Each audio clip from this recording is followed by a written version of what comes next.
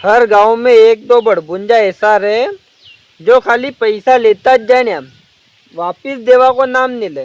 तुम भले काई भी कर दो, तुम वना के फोन लगाओ, वना का घर चल जाओ, 10 जना का सामने जलील कर दो, मारो कूटो गालियां दो, कहीं भी कर दो, बाकी वो शोर को मुंह पैसा देवा को नाम नहीं लेगा। हमारा गांव में भी है, दिनेश नाम है उनको। 2,000 रुपया ले गए तो हमारा से बोले 2 दिन में थारा पैसा वापिस दे दूंगा कड़ी हालत में। 2 साल भैया, मगर शोर को मुंह आज भी देवा को नाम नहीं ले।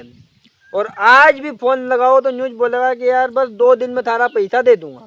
थारो ज काम कर रहे हो तो मैं बोले, अरे तो कितो मारो काम कर रहे हो यार 2 साल से।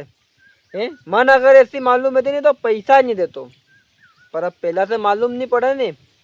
और अना का चक्कर में जो वास्तव में जो पैसा दे वापिस, जो ईमानदार है और वास्तव में जो जरूरतमंद व्यक्ति है, अपन वना की मदद नहीं कर सका। ये काय मालूम पैसा आई कहीं नहीं आई वापिस है। अब ऐसा लोगों को कई करना यार, मने यार समझ में नहीं आया कि अना को करो कई है। शर्म भी तो नहीं आई अना के ठूट ढूंढ के।